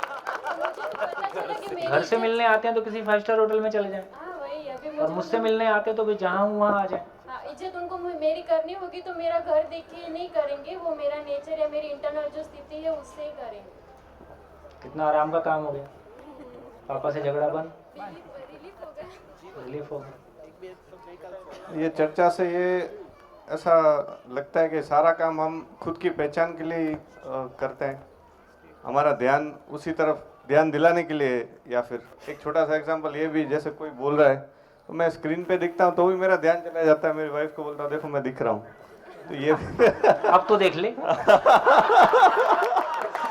ये भी एक नेचुरल है। सामने नहीं देख रही, अब तो देख ले। अब तो देख ले। क्या करे, देखती नहीं। उस पे भी अपना ध्यान चला जाता है कि देखो मैं हूँ। तो ये भी एक एग्जांपल है, मुझे अभी ध्यान गया उस चीज का कि वैसे और कोई दिखाई देता है तो ध्यान नहीं दे, जैसे ही मैं दिखाई देता हूँ तो उस तरफ ध्यान खिंच जाता है। नेचुरल। हाँ जी। आपकी बात सुन के मुझे बड़ी तसल्ली हुई। मैंने अपनी ज़िंदगी में मेरी वाइफ को या कभी भी सोने का एक कन नहीं खरीद। हाँ, मैं ऐसा नहीं बोल रहा हूँ कि मैंने कोई बहुत अच्छा काम किया है, मतलब मैं स्पष्टीकरण कर दूँ, नेगेटिव मत जाए, तो सहज रूप में ऐसा हुआ। हाँ, तो मुझे उसकी कभी ऐसे लगा नहीं कि मैंने कुछ नहीं किया, कुछ खास नहीं किया, लेकिन कभी कभी मैं सोचता था मुझे सोने की अहमियत नहीं है, शायद उसको हो सकती है। ये मुझे गिल्ट लगता था। कभी ये लगता था उसकी इंटरनेशनल वैल्यू है एक मटेरियल के हिसाब से, मैंने नहीं किया, बट क्योंकि मैं सोचता था कि सोने की क्या अहमियत है, हाँ, मैं घर जाता हूँ, सोना घर में है तो मुझे डर लगेगा, हाँ, और वो देख के अगर मेरी वाइफ सुंदर दिखती है तो उसकी जरूरत नहीं, बिल्कुल वो रियली सुंदर है, मेरे आंखों में सबसे सुंदर वाइफ है, क्या? तो इसलिए मैंने कभी सोना नहीं लिया। लेकिन मुझे थोड़ा ही गिल्ट फीलिंग आता था कि मेरे पिताजी बोलते थे, सब लोग बोलते थे, तो मैं रियली बहुत सोचता हूँ, मैं कभी सोचा भी मैं ले लूँ गया, क्योंकि सब लोग बोल रहे कुछ तो गलत कर रहा हूँ मैं, लेकिन मैं एक बहुत अच्छा काम किया सर। ये मुझे मालूम नहीं उसमें कितना साइंस है। सिल्वर आयन और सिल्वर गोल्ड आयन मैं लेता हूँ, पानी में उबाल के लेता हूँ, उससे health, neurological system, defence system अच्छी चलती है, ये मैं करता हूँ। ओके, तो मैं उसका साधन मैं जान चुका हूँ। हालांकि मेरी लिमिटेशन है, सोने की भी एक चलन है, मैंने नहीं जाना है अभी तक, मैं वो उससे गुजरा नहीं हूँ, बट मुझे आपका सुन के बड़ी तसल्ली हुई है। हाँ, अपन सही सिद्ध होते ही तसल्ली होती जी, बढ़िया। हाँ जी, इधर एक माइक दीजिए लास्ट। हाँ जी, बोलिए बोलिए, जिसके पास माइक है बोलिए। अभी तक मैं कई बार ऐसा कहता था। आप हो कहाँ? यहाँ। अच्छा, हाँ हाँ। ओह, वापस यही लेफ्ट में। हाँ यहाँ खड़े हो जाऊं? नहीं, हो जाए तो अच्छा है। अच्छा, वो स्वाभाविक है कि यहाँ ऐसे बोल दिया जाता है, आपका लेफ्ट हमारा राइट, हमारा राइट आपका लेफ्ट। तो मोबाइल के बारे में ऐसा मैं बहुत सहजता से बोलता था। लोग मोबाइल से वो चिढ़ते हैं, लेकिन हमारे घर में मोबाइल का काफ़ी अच्छा बुरा जो भी है, पर बहुत चलन है। और कई बार हस्बैंड वाइफ का कम्युनिकेशन भी हम लोग उसमें वो इमोटिकॉन्स देने से अच्छा लगता है ना एक दूसरे को, वो भी कर लेते हैं। तो मैं ऐसा बोलता हूँ कि मोबाइल, मेरे 32 दांत है, एक नाक है, 2 कान है, 2 पाँव है, हाथ है, और मोबाइल भी मेरे शरीर का भाग है। वैसी मेरी स्वीकृति उसके बारे में थी, क्योंकि वो बहुत उपयोगी रहा है एजुकेशन देने में। बहुत आधे घंटे का पूरा भाषण करो या कुछ शेयरिंग करो, उससे अच्छा है कि वो वीडियो दे दो, तो सरल हो जाता है बात ट्रांसफ़र करना, उसके बाद उसके आगे उसका उपयोग होता है। पर फिलहाल मैं कुछ कंफ्यूज स्टेट में हूँ कि ये सही है या कैसे, मैं जज नहीं कर पा रहा हूँ जी। क्या करें इसका? आप मोबाइल को लेके कंफ्यूज हैं? उसके उपयोग को लेकर। हाँ, काफ़ी समय हमारा जाता है, 3-4 घंटे, 2-3 घंटे यूज़ होता है। देखिए, मेरे को ऐसा लगता है कि हम जो कुछ भी करते हैं किसी सुख की तलाश में करते हैं। सूत्र तो इतना ही है, हम जो कुछ भी कर रहे हैं किसी सुख की तलाश में कर रहे हैं। एक बार सुख की क्लैरिटी हमारी बन जाएगी तो आप खुद ही तय कर पाएंगे कि क्या करना है और क्या नहीं करना है। तो किसी का इसमें कहना या कोई जजमेंट फाइनल नहीं हो सकता है। तो एक बार मूल जो रेफरेंस है वो हमारे पास आ जाए, तो निरंतर सुख किसको बोल रहे हैं, स्टेबल स्टेट ऑफ माइंड किसको बोल रहे हैं, हैप्पी स्टेट ऑफ माइंड और रिलेशनशिप क्या चीज़ है, और आदमी का जीना क्या चीज़ है, जिंदा रहना क्या चीज़ है, एक बार उस पर हमारा पूरा अधिकार बन जाए, एक क्लैरिटी, एक लेवल की क्लैरिटी आ जाए, आप खुद ही तय कर लेंगे क्या चीज़ उपयोगी है, क्या चीज़ अनुपयोगी है। हाँ जी सर, मैं जैसे हम लोगों ने सुख के बहाने से दुख पाने के साधन जुटा लिए हैं। तो अभी आप ये कह रहे थे साहब आपको कोई आदर्श हो जैसा, तो मेरे एक जज साहब आदर्श हैं, अरोड़ा जी हैं, तो डेड ऑनेस्ट हैं, और उन्होंने कभी रिश्वत भी नहीं ली। एक बार उनकी किडनी खराब हो गई तो किडनी उनकी वाइफ ने डोनेट की, लेकिन फिर भी 15 लाख रुपए खर्च हुए। मैंने उनसे कहा, मैं साहब आप रिश्वत नहीं लेते हैं, इतना पैसा कहाँ से आएगा, कैसे जुटाएंगे? उनके भाई देखो पेशरा साहब, बात ऐसी है कि मेरे पास बाग है, मैं अपना बाग बेच रहा हूँ और उससे मेरा काम चल जाएगा। बाकी सारा सरकार, मेरा व्यवस्था सारी सरकार कर रही है। तो वो एक संत हैं, क्योंकि आप समझते नहीं हैं लोगों की भावनाओं को। ये हम न्याय पालिका में बैठे हैं, न्याय नहीं कर रहे हैं। जैसे अभी आप कह रहे थे कि हम फैसला करते हैं, बहुत बढ़िया है? क्योंकि मेरे लिए सारे साधन सरकार ने दिए हैं, तो मकान की मुझे चिंता नहीं है जब तक मैं जीऊँगा। फिर उन्होंने पुत्र पैदा नहीं है, मेरे पास पुत्र नहीं है, 2 बेटियां हैं। मैं बेटियों को ऐसा इसे संस्कार दे रहा हूँ कि वो उन्हें किसी लालच, उसके पैसे की जरूरत नहीं पड़ेगी। तो यानी उनमें न तो लालच था और न लोभ था, मत्सरता। मैंने कहा साहब अगर सब आपकी तरह से अगर हो जाएं तो फिर अरे हमारी तरफ से सब हो भी नहीं सकते। दूसरी बात मैंने साहब, ये लोगों में ईगो ज़्यादा है, ये झगड़े फालतू के झगड़े आ जाते हैं, जो ये फालतू के नहीं हैं, ये मानव समाज के लिए बड़े आवश्यक हैं। ये लोभ मोह मत्सर जिन्हें हम बुरे कह रहे हैं, ये मानव समाज के लिए बड़े जरूरी हैं। अगर ये नहीं हो, झगड़े नहीं हो, तो न तो पुलिस होगी, न न्यायपालिका होगी, न न्यायपालिका के साथ समाज वकील होंगे, और कितने लोगों का रोजगार चल रहा है। जज साहब का ये फाइनल व्यू आ गया। तो वो जो करें कि ऐसा हो नहीं सकता। हाँ होना चाहिए, पर अगर ऐसा हो जाए तो फिर ये स्वर्ग और नरक ये सब यहीं हो जाएगा। यहीं बनाना ही है और क्या करना है। जी जी। तो बहुत सुखद होगा किसी राज्य में पुलिस ना हो, बहुत सुखद होगा किसी राज्य में कोर्ट ना हो, समाज ही अपना काम कर ले, ये लोग कोई और रोजगार ढूंढ लेंगे। तो दूसरों के दुख पे रोजगार ढूंढना कोई अच्छी बात नहीं। दूसरों के दुख दूर करने के लिए एक मानवीयता का एक्सप्रेशन आए, ये किसी समाज के बड़प्पन की समृद्धि का प्रतीक है। दुखों पे धंधा करना ये मानवीयता का प्रतीक नहीं है। कर कोई नहीं रहा, वो तो हो रहा है। मैं लेकिन फाइनल दृष्टि क्या रखनी होगी, क्या दृष्टि हमारी रखनी होगी, तो मैं उस सेंस में कह रहा हूँ कि ये कोई स्थायी चीज नहीं है। हाँ जी बोलिए। मैं जज साहब से धर्म गुरुओं तक आ जाऊँ। हमारा फैमिली पूरा आर्किटेक्चर में है। मैं 45 साल, और मेरे फादर भी आर्किटेक्ट थे, मेरे दादा ने भी शिल्प शास्त्र पे लिखा था। 45 साल में एक भी क्लाइंट हमें ऐसा नहीं मिला जिसे मैंने पूछा वो आपकी रिक्वायरमेंट क्या है, उसने यही बताया उससे अच्छा मेरे को चाहिए, और ज़्यादातर 90% ने ये बोला कि मेरे समधी जी से या मेरे मित्र से अच्छा चाहिए। दूसरी बात, मेरा एक भतीजा हेरिटेज आर्किटेक्चर का करता है, ज़्यादातर पैलेस होते हैं, जैसे उदयपुर का पैलेस है, अभी उसके पास में अयोध्या के 5 पैलेस का रिस्टोरेशन का आया है वहाँ के। राजा भी यही बोलता है उससे मेरा अच्छा होना चाहिए, मेरा बिगड़ेगा तो चलेगा, जो था उसको हेरिटेज रजिस्ट्रेशन नहीं करना है, पर मेरे को कुछ ऐसा करना है उससे अच्छा चाहिए।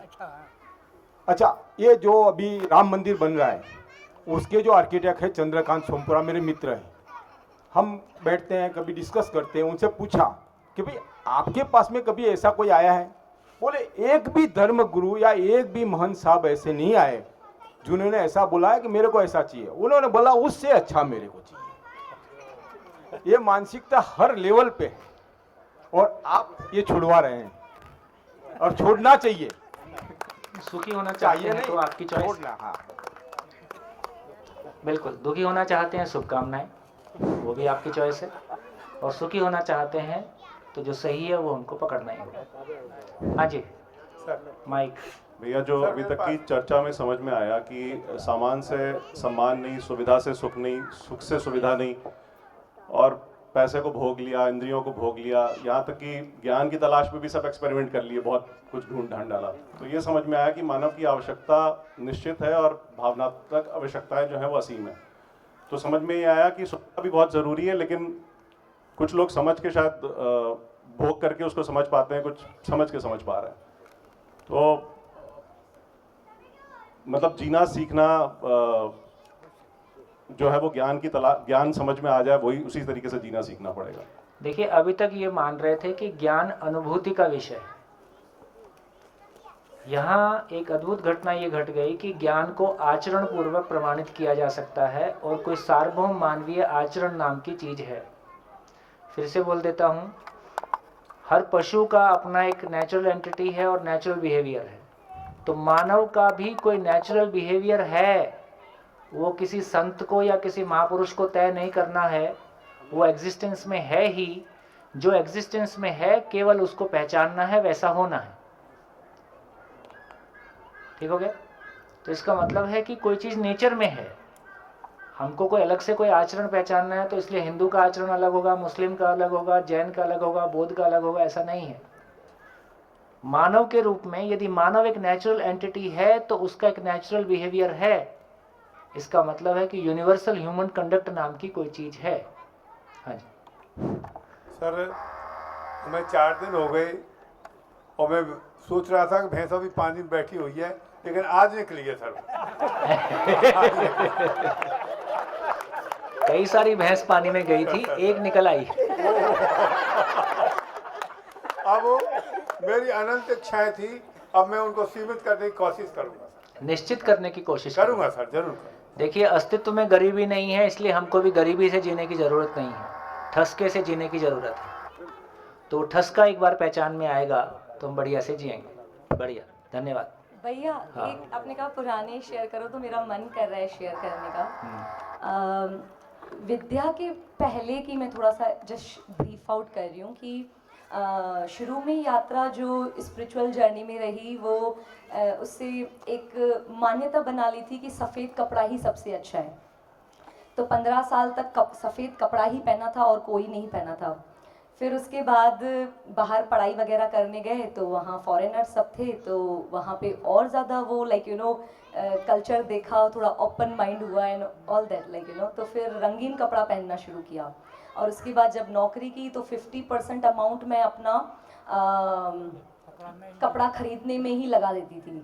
एंड मैं ये देख पाई कि विद्या के बाद मेरी ऐसी आंखें खुली कि लिटरली मेरे को मन हुआ कि मैं काउंट तो करूं कितने हैं मेरे पास।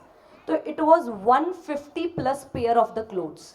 तो है ना, मैं शॉक हो गई लिटरली। और उसमें पार्टी वेयर अलग, मुझे जॉब मतलब स्कूल जाना होता था तो वो सारे अलग, नाइट ड्रेसेस अलग, घर में पुराने कपड़े जब कोई आ नहीं रहा तो वो अलग।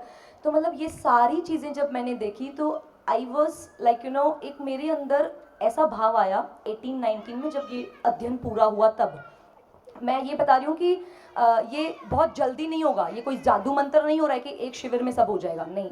टाइम लगा। जब ये पूरी फिलॉसफी 14 किताबें कंप्लीट हुई तो तब जाके इतना डीप में एहसास किया। मैंने कहा लेट मी काउंट, मेरे पास हैं कितने। तो जब काउंट करने गई तो उसके बाद मेरे को 18-19 की बात बता रही हूँ, रिसेंट, इतना बड़ा झटका लगा कि मैंने धरती के इस अनमोल रिसोर्सेज का कितना वेस्ट किया है।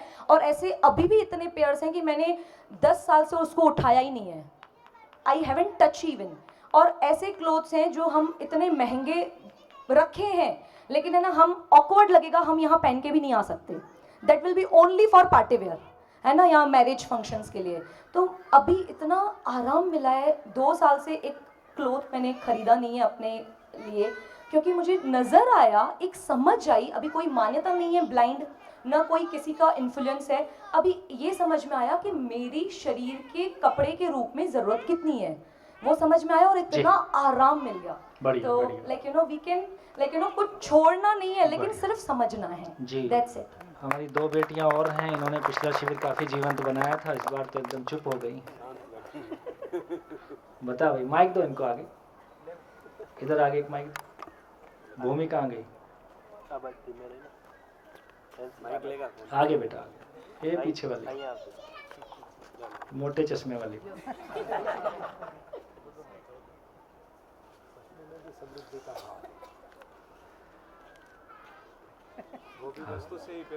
बताओ ये शिविर कैसा लग रहा है?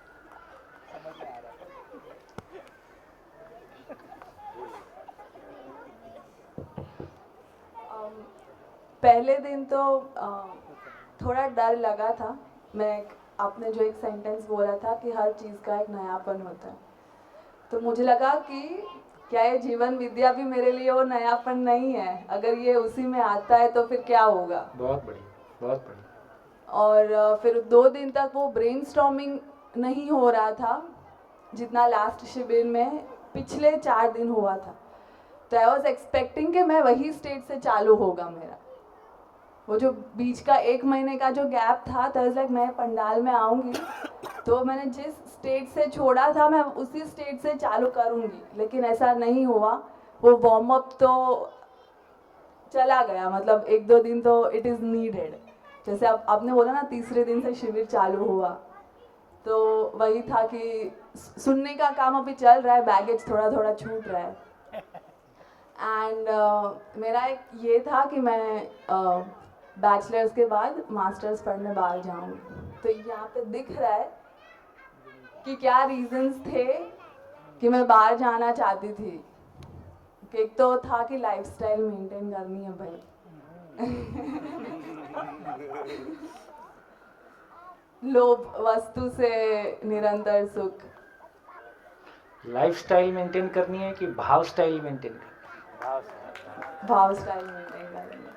और फिर एक ये भी था, जैसे मैंने कल बात की थी साथ में जो थे, कि अनदर रीज़न वाज कि यहाँ से किच-किच से दूर जाना है।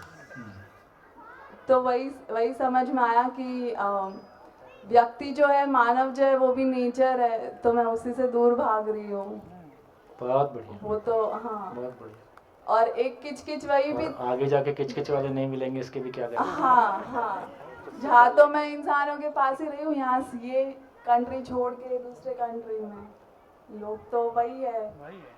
और फिर ये भी था कि मैं किच-किच किन लोगों को ऐसा, किन लोगों मतलब जो कुछ लोग बोलते हैं, तो कौन से लोग हैं जिनकी बातें मुझे किच-किच लगती है। तो पता चला कि अपने ही लोग हैं। तो क्या मैं अपने लोग को छोड़ के ही जाना चाहती हूँ? तो क्या मैं मात्सर्य वाले ग्रुप में आती हूँ? क्या बात, क्या बात, क्या बात, बहुत बढ़िया। देखिए ज़िंदगी फेस करने का तरीका कैसे बदलता है। तो कोई किसी के समझाने से नहीं समझता है, अपने में ही समझ इवॉल्व होती है, तो उस पर हम टिक पाते हैं। बहुत बढ़िया, गुड। भूमि कहाँ है? पीछे बैठने से बचेगी थोड़ी। वो आएगी, आएगी, वो आएगी, आएगी। तो भूमि आएगी और बताएगी। तो मैंने कहा हमारे पिछले शिविर के 2 स्टार थे, इस बार दोनों एकदम गुमसुम हो गए।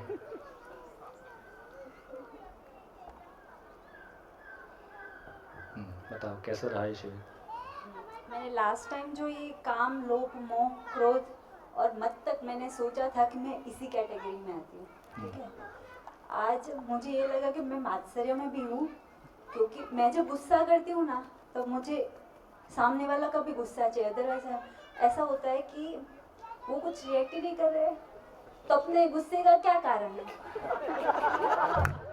उसकी भी मुझे वैलिडेशन चाहिए। तो वो मेरे में इतना मतलब खालीपन और अधूरापन कह सकते हैं कि मुझे वो भी चाहिए, ये भी दुर्भाव है, वो भी दुर्भाव है। दुर्भाव से मैं क्या करूँगी? और दूसरा, मुझे आज वो प्रजनन वाला बहुत क्लियर हुआ। मैं जब छोटी थी, हाँ फर्स्ट टाइम मैंने सुना था, तब ऐसा लगता है कि ये क्या है, अवमूल्यन होता है तब, क्योंकि पता नहीं हमें। फिर 15-16 साल तो वो प्यूबर्टी हिट करता है, तब ऐसा लगता है अधिमूल्यन, मतलब वो सुन के भी ना उसकी बात करने की इच्छा, और वो ऐसा हो जाता है। फिर अभी 25 साल के हुए, तो ये स्टेबल थॉट तो हुआ है, पर आज ऐसा खुला कि उस पर ध्यान किया तो लगा ये एक प्रोसेस है जो पार्ट ऑफ व्यवस्था है, और वो करना तो है ही, पर उसके प्रति हमारा भाव क्या होगा, वो मुझे आज क्लियर हुआ। बहुत बढ़िया, गुड, बहुत शुक्रिया, बहुत शुक्रिया, खूब शुभकामनाएं। हाँ जी भैया, इधर।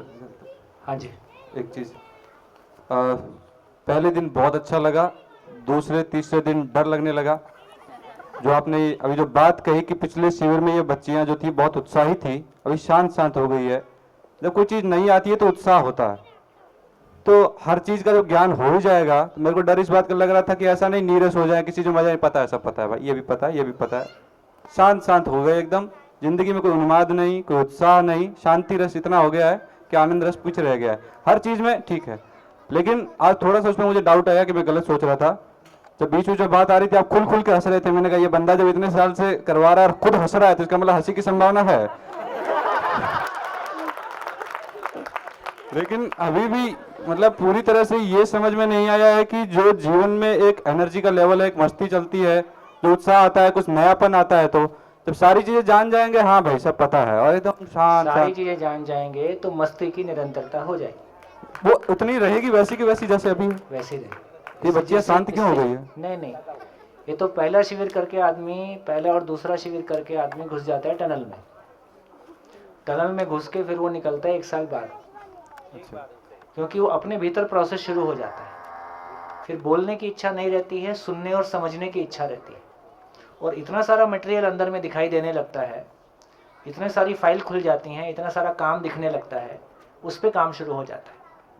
तो अंदर अपने आप से बात करना शुरू कर देता है। जब हम अपने से बात नहीं कर रहे होते हैं तो बाहर बहुत ज़्यादा बात कर रहे होते हैं, तो उसकी आवश्यकता नहीं लगती, इसलिए। एब्सोल्युटली, यही जो वर्ड है आवश्यकता नहीं लगती, तो आवश्यकता तो नहीं लगती लेकिन मजा तो पीछे छूट गया। जैसे एग्जांपल देता हूँ, ऑब्जर्व कर रहा हूँ मैं, डॉक्टर छोटेलाल शाह 2008 से जुड़े हैं, लगभग पुराने से हैं, एकदम शांत शांत चुप, मेरे पास आके बोलते हैं बहुत बढ़िया, बहुत अच्छा, एनर्जी बनी रहती है।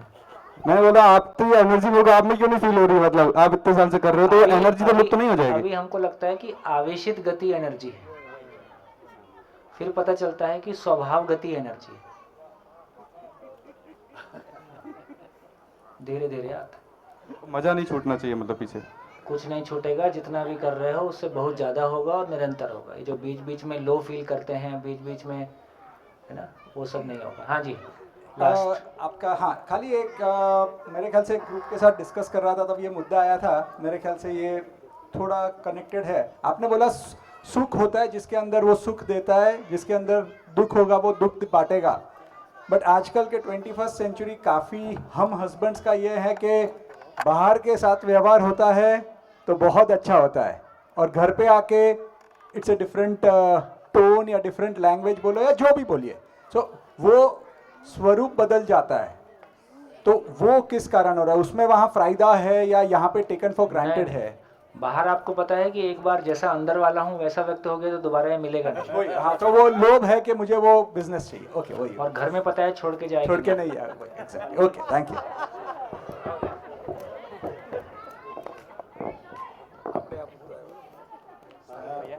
हेलो, हमने ये बोला कि मानवता का भी नेचुरल आचरण है, यूनिवर्सल ह्यूमन कंडक्ट है। तो कल ग्रुप डिस्कशन में सुरेश भाई ने एक एग्जांपल भी दिया था समरी के टाइम कि भाई आपके आगे रोड के ऊपर कोई छोटा बच्चा जा रहा है और वो गिर जाता है, तो आप उसको उठा के सहलाने लगेंगे, और ऐसा मन में भी सोच नहीं आएगा कि अगर पढ़ा है तो एक लात दे दे। तो this is the human nature जो आचरण में है, this is the best example for us. और दूसरा, कल जो नेचर का डिस्कशन हुआ था कि नेचर से हम बहुत सारा लेते हैं, कुछ देते नहीं है, तो आज एक मौका है, सभी लोग लंच में छाछ बाटकी में पियेंगे, ग्लास पे नहीं, तो प्लास्टिक वेस्ट कम हो जाएगा थोड़ा।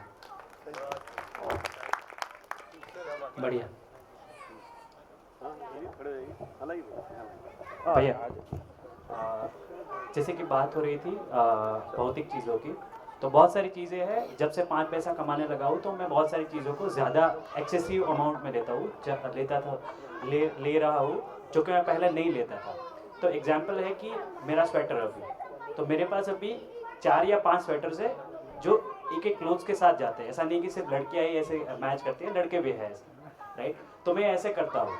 अभी बात यह है कि जब से मैं बोल रहा हूँ कि 5 पैसा कमाने लगा हूँ, किसी ने बोला था वैसे मुझे वैलिडेशन चाहिए किसी का, कि मैं जहाँ पे जा रहा हूँ उसका मुझे वैलिडेशन चाहिए, वो हिसाब से मैं कपड़े पहनता हूँ।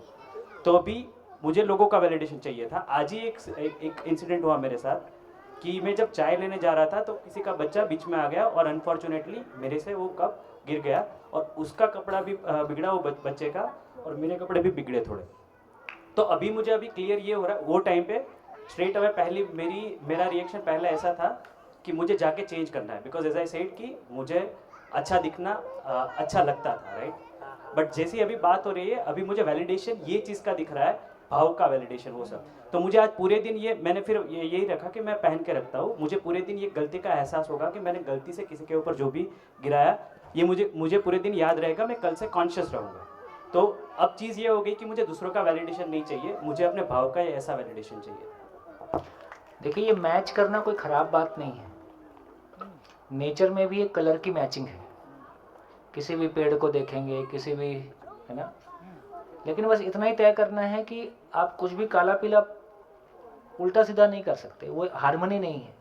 मैचिंग भी एक हार्मनी है। तो फिजिकल लेवल पे हमारा शरीर भी एक हार्मनी, एक हाथ मोटा हो जाए एक पतला हो जाए ऐसी स्थिति नहीं है। मोटा पतला भी होता है तो पूरा शरीर एक रेशो में मोटा पतला हो रहा है, ऐसा नहीं है एक टांग मोटी रह गई एक टांग पतली हो गई। तो इसका मतलब है कि नेचर में भी एक हार्मनी है, डिज़ाइन में भी एक हार्मनी है, कलर में भी एक हार्मनी है, शेप में भी एक हार्मनी है, पूरे एग्जिस्टेंस के हर कण कण में हार्मनी है। इसका मतलब है कि मैं उस हार्मनी को पहचानता हूँ, उस हार्मनी को पहचान के मैं जो भी यदि मैचिंग करता हूँ वो आपको पता रहे कि ये हार्मोनियस दिखने और के लिए है, हार्मोनियस होने के लिए है। हम इसको दूसरे मेरे से प्रभावित हो जाएंगे और मेरे को स्वीकारेंगे। ये एंगल कितना है इसको आपको ही चेक करना है। तो सवाल ये महत्वपूर्ण नहीं है कि मैं क्या कर रहा हूँ, महत्वपूर्ण ये है कि मैं क्यों कर रहा हूँ, है ना। तो ऐसा हमारा ध्यान जाएगा तो हम खुद ही तय करेंगे हमारे लिए कब हमको क्या स्टेप लेना है। तो इसमें दूसरे का मामला कम हो गया। मैंने आपके सामने प्रपोजल रख दिया, अब आपको चेक करना है। सुखी दुखी होना आपकी चॉइस है। हाँ, ये भी ठीक है कि आपके सुख में बहुत सारे लोगों का सुख समाया है और आपके दुखी होने से बहुत सारे लोग दुखी भी होते हैं और आप भी बहुत सारे लोगों को दुखी कर सकते हैं। चॉइस आपकी। हाँ जी। Hello hello. हाँ जी। मैं लक्ष्मण जैन जी। जैसे मैंने शायद पहले बताया, माइक थोड़ा पास रखिए। कुछ बच्चों के साथ में काम कर रहा हूँ जी। उनको थोड़ी शिक्षा देने की कोशिश करता हूँ, पर मैंने महसूस किया कि कई बार मुझको लगता है कि वो जितना मैं उनको ग्रहण कराना चाहता हूँ उतना नहीं कर रहे हैं या उससे कम कर रहे हैं, तो मेरे को कभी कभी गुस्सा आता है। तो आपने जो समझाया उसके अनुसार मैं समझता हूँ कि मेरे में वो कैपेसिटी नहीं है या काबिलियत नहीं है कि मैं उनको ठीक से समझा सकूँ, और उसका परिणाम स्वरूप होता मेरा गुस्सा। ये समझ में आने के बाद मैं अभी एनालाइज कर रहा था तो कुछ बच्चों ने मेरे को साफ साफ बोल दिया कि हमको आपसे नहीं पढ़ना, आप बहुत डांटते हो।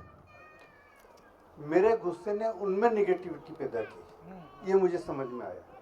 मेरे में जो निगेटिविटी थी उनमें निगेटिविटी आई, ये दोनों विध्वंसात्मक है। तो ये मुझे लगा कि मुझको सुधारने की ज़रूरत है, मुझे खुद को समझना है कि मेरे में क्या कमी है। तो एक तो उस तरफ प्रयास है। दूसरा, मैंने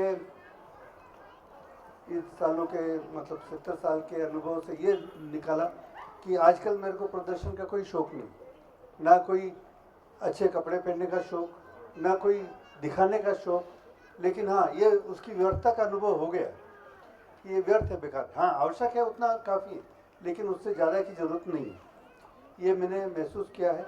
दूसरा बात, मैं बोलूँ ही या यहाँ दिखाने के लिए बोलूँ, ये अनुभव ये ठीक नहीं लगता मुझको।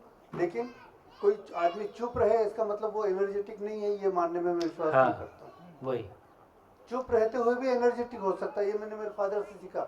वो अपने एक कमरे में 4-4 दिन बिना निकले रह सकते थे, बिना किसी से बात किए रह सकते थे, लेकिन उनका व्यक्तित्व ऐसा था कि मेरे बच्चे जिन्होंने अपने ग्रैंड पेरेंट को देखा तक नहीं, उनको देखा तक नहीं, वो भी उनकी कसम खाते थे, बाबूजी कसम। न जाने उनका व्यक्तित्व का ये जो असर हमारे थ्रू उनके पास पहुंचा है, कैसे पहुंचा, लेकिन पहुंचा कि मेरी कसम नहीं खाएंगे, मेरे फादर की कसम खाएंगे। किसी बात को सही कह रहे हैं मैं कि आप मुझ पर विश्वास करो, उनकी कसम। ये एक बहुत बड़ी चीज़ जो हम अपने बच्चों को भी दे सके। और मैंने अपनी ज़िंदगी में कभी भी बच्चों को कोई प्रॉमिस किया तो ज़रूर पूरा किया, इसलिए वो मुझे आज भी हर बात पे विश्वास करते। उनको ये कहा कि भाई आज तुमको चॉकलेट दूंगा, नहीं दी, ऐसा नहीं हुआ। अगर कभी नहीं दे पाए तो कुछ परिस्थिति बात हुई तो उनको एक्सप्लेन किया। तो वो जो आपसी विश्वास है आपके आचरण से पैदा होता है। जी बढ़िया। छोटी सी बात, एक छोटी सी बात डॉक्टर साहब, छोटी सी बात।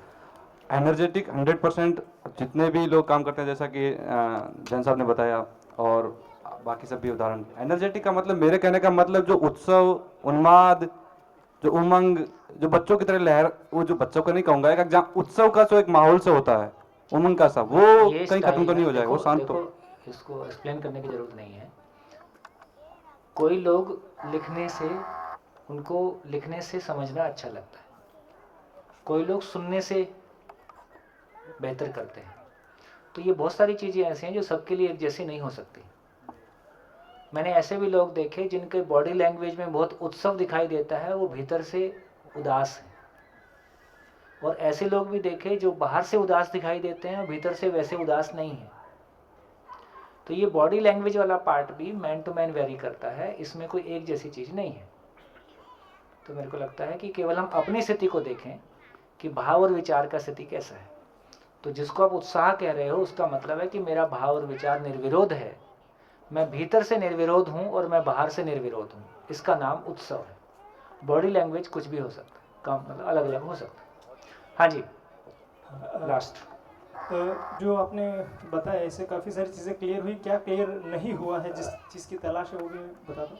कि जैसे कि मेरे विद्यार्थियों पैर छूते हैं, अब तो मैं मना करता हूँ पर पहले छूते थे, तो जब वो पैर छूते थे तो मुझे अच्छा लगता था। तो आपने ऐसा बताया कि उससे एक से दो चीज़ें हैं, एक तो आई एग्जिस्ट, मैं हूँ, और दूसरा कि हु एम आई, मतलब मेरी एक तो मेरा एग्जिस्टेंस, दूसरा मेरी आइडेंटिटी, मैं क्या हूँ। तो उससे मुझे दो चीज़ों का एहसास होता है, एक मैं हूँ और दूसरा मैं क्या हूँ। बहुत तो बढ़िया। मैं कुछ हूँ, जब वो पैर छूते हैं तो मुझे लगता है मैं कुछ हूँ। तो कहीं ना कहीं मैं आइडेंटिटी से जुड़ पाता हूँ, लेकिन आइडेंटिटी को मैं मतलब अभी उसकी खोज जारी है। दूसरी चीज़ आपने कही कि कार ली या मोबाइल लिया, या फिर बहन जी ने कहा शॉपिंग की, तो वहाँ कहीं ना कहीं ऐसा दिखा कि पॉजिटिवनेस, ये भी मेरा, ये भी मेरा, ये मतलब अपने जो अपना स्वामित्व है वो हम बढ़ाना चाहते हैं। अगर ये व्यापक होते होते पूरे ब्रह्मांड तक आ जाए, धीरे से ये शिफ्ट हो जाता है, स्वामित्व मेरा आचरण पे है। जब आचरण पे स्वामित्व हो गया तो बाकी सब चीजों के साथ वो बंधन टूट गया, वो जो पॉजिटिवनेस था वो टूट गया, सहज रूप में सबके साथ अपनापन हो गया, फिर आपको सब अपना सा ही लगने लगता है, वो कमी वाला एहसास खत्म हो जाता है। तो जो इसकी व्यापकता है वो पूरे ब्रह्मांड तक पहुंच जाए, पूरे ब्रह्मांड तक पहुंचती है, वो भी कहीं ना कहीं आइडेंटिटी को टच करेगा। बिल्कुल। तो इसमें भी ये चीज़ मेरी है, उसके ये ऐसा कहने में भी मुझे मेरे एग्जिस्टेंस का एहसास होता है। बट मुझे लगा कि मुझे एक तो ये प्रश्न नहीं है कि डू आई एग्जिस्ट और नॉट, क्योंकि वो लगता है कि आई एग्जिस्ट, ये तो समझ में आता है। बट जो तलाश है, एक तो मेरी आइडेंटिटी की तलाश है, और दूसरी जो कंटिन्यूस एग्जिस्टेंस है मेरा, उसको सिद्ध करना है, उसको जानना है, मतलब उसको समझ लेना है। तो ये मेरी तलाश है, आइडेंटिटी और कंटिन्यूस एग्जिस्टेंस। बस वो इस चीज़ पर मुझे लगता है कि इफ़ आई नीड कंटिन्यूस, मतलब मुझे अगर निरंतर सुख की तलाश है तो कहीं ना कहीं मेरा स्वभाव निरंतर होना चाहिए, बट होना चाहिए है नहीं, ये पता नहीं। बहुत बढ़िया, खूब सुखद, धन्यवाद, नमस्कार, फिर मिलेंगे ब्रेक के बाद।